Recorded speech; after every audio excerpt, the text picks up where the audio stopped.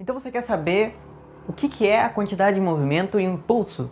Beleza, fica comigo que nessa aula você vai ver o que é, como atua, inclusive como calcula, qual que é a relação dela com a segunda lei de Newton. Na segunda parte do vídeo eu vou fazer um outro falando sobre a conservação dessa grandeza, inclusive falando sobre os choques mecânicos. Bora lá?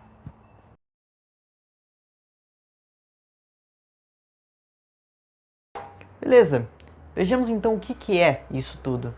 Eu escrevi bastante coisa aqui, mas não se preocupa, não é muito difícil, tá? Vai dar para pegar de boa, é só você ficar antenado aqui. Quantidade de movimento. Cara, isso é um conceito físico, é uma grandeza física que a gente criou basicamente para responder a uma pergunta. Por que alguns objetos eles são mais difíceis de parar ou de se mover do que outros? Tipo assim, imagina esse cara aqui, ó. Esse cara aqui, vamos chamar ele de Jornaldo, tá certo? Jornaldo, ele está aqui. Ele percebe que existe uma pedra gigantesca vindo na sua direção, assim como Indiana Jones. Ela tem uma velocidade, ela tem uma massa m. Por que ele não simplesmente fica parado e espera ela vir, bate no peito e fala, pode vir que aqui aguenta? Porque ele sabe que se essa pedra ela tem uma massa maior que a dele, ele provavelmente vai morrer fazendo isso. Então, o que ele decide é fugir. Tá certo, mas e se fosse uma bolinha de praia, por exemplo? Por que né, não esmaga da mesma forma? Por causa do peso? Também, claro, já que envolve a massa. Mas é por causa desse conceito, que quantidade de movimento é igual a massa vezes a velocidade. Esse conceito ele define isso, define o quão difícil é, o quão fácil é de a gente manter alguma coisa em movimento ou tirar de movimento dela, vamos dizer assim. E é por isso que a gente chama de quantidade de movimento. A gente coloca como quilograma por metro, vezes metro por segundo, que é a unidade do SI. E tá, uma coisa que você também tem que ter noção é que isso aí é o que Newton usou para definir força. Mas aí você deve bugar, né? Porque, poxa, mas força? Força não é massa vezes aceleração? Sim, mas na verdade, quando Newton escreveu no seu livro Principia o conceito de força, a melhor interpretação que a gente pode ter disso é que a força resultante, ela na verdade vai ser a variação na quantidade de movimento de um objeto, né, de uma massa, o que quer que seja, em um certo intervalo de tempo. Ou, usando de cálculo, dp, né, dq, dt. Mas o que ele quer dizer com isso? Quer dizer que massa vezes aceleração está errado? Não, não, relaxa, tá certo. Mas esse aqui é um modo mais geral, mais consolidado, vamos dizer assim, da gente escrever a força, certo? Por que não está errado m vezes a? Porque, ó, pensa bem, a gente viu, né, que é mv, ΔQ vai ser a massa vezes a velocidade inicial, ou melhor, a velocidade final menos a massa vezes a velocidade final. Você sabe, claro, que a massa não vai mudar, já que a gente está num sistema clássico de mecânica.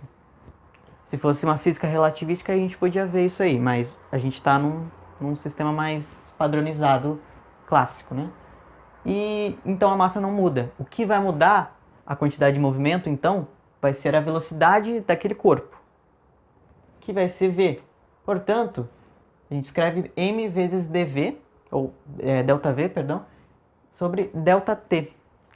E com isso você pode lembrar do seguinte, em cinemática, a gente viu que aceleração é a variação da velocidade em um determinado tempo.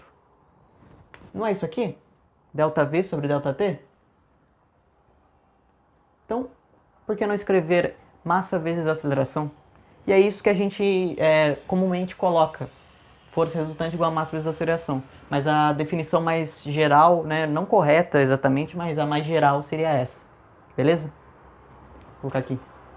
Aceleração. Bom, isso nos leva a uma outra grandeza, que é o impulso. Impulso, acredito que você já deve ouvir isso em muitas coisas na sua vida. ela está relacionada com a quantidade de movimento também. Mas o que seria exatamente? Bom, você percebe que aqui tem um ΔQ, né? O ΔQ a gente coloca como sendo o impulso. O impulso é a variação da quantidade de movimento. A gente consegue comprovar matematicamente isso, né? A gente coloca matematicamente como o impulso sendo uma força média vezes um determinado intervalo de tempo que essa força é aplicada. Como assim? Quando você chuta uma bola, você não coloca toda a sua força instantaneamente na bola para ela voar.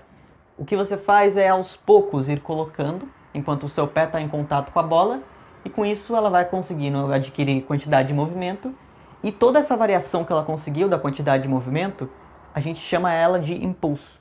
Por isso o impulso é a variação da quantidade de movimento. E a gente, bom, pode provar só usando essa fórmula, né? Olhando para ela. A gente sabe então que a força ela vai ser a variação na quantidade de movimento em um intervalo de tempo. Se esse intervalo de tempo está multiplicando, a gente pode cortar, simplificar, como quiser falar. Mas vai sobrar o quê? A variação da quantidade de movimento. Certo? Bom, a gente consegue colocar ela como Newton por segundo, né? Mas também pode ser a mesma unidade, já que teoricamente eles são a mesma coisa. Quantidade de movimento e o impulso, né? Só depende da questão do tempo mesmo, que essa força aplicada é executada. Bom, uma coisa interessante é ver o impulso atuando no nosso dia a dia, certo? Vamos supor que você esteja em um parque. Nesse parque você de repente encontra uma canequinha que você adoraria receber. Essa canequinha, ela é rara, ela é preciosa, ela é a coisa para você. Você não pode deixar que nada aconteça com ela, tá certo? Não faça nada com ela. Quando você vê, ela já está caindo no chão. Ela está caindo, e você já vê a sua vida passando diante dos olhos. Você já não tem mais esperanças de vida porque a sua caneca vai cair e vai quebrar. Mas milagrosamente ela sobrevive. Ela não quebra. Ela não sofre um arranhão. E você começa a ficar doido, cara. Como que isso aconteceu? Tá aí o impulso. O que tinha no chão era um carpete. O carpete, ele conseguia amortecer a queda. Isso porque, enquanto essa caneca ela caía aos pouquinhos, ela não soltava toda essa força que ela acumulou da queda, né? Toda essa energia potencial gravitacional, ela não simplesmente despejou tudo. Ela foi aos pouquinhos. Ou seja, o impulso ele foi sendo aplicado aos pouquinhos. Portanto, essa variação na quantidade de movimento da velocidade que ela estava aqui para zero, ela não foi tão brusca. Ou seja, a força não foi tão alta assim. Entendem? Isso a gente também aplica ao que acontece no airbag, por exemplo. Né? O carro ele aciona o airbag quando você sofre um impacto, uma colisão, e ao aplicar isso, o que acontece? Você também amortece a queda, ou melhor, né, a movimentação do motorista para frente, e aí o motorista ele consegue ter uma menor força aplicada para ele ao ponto dele sobreviver a isso. Então é isso que acontece quando a gente tem um impulso aplicado em objetos que conseguem amortecer quedas, por exemplo, né?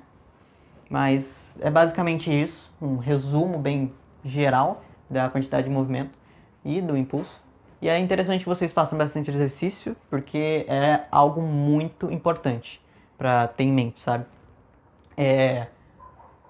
Uma coisa também, vocês talvez encontrem quantidade de movimento como momento ou ainda momentum, né? São a mesma coisa. Só que aqui vocês também podem se deparar com um momento linear, momento de inércia, tá? Não são a mesma coisa, tá? Quantidade de movimento que eu coloco aqui é o momento linear, tá? Tenham noção disso. Isso aqui é o momento linear, beleza? Bom, gente, muito obrigado pela atenção de todo mundo.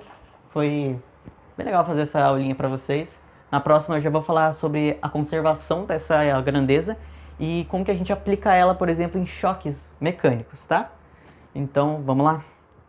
Muito obrigado. Deem like, Se inscrevam se vocês gostaram desse trabalho. E valeu, gente!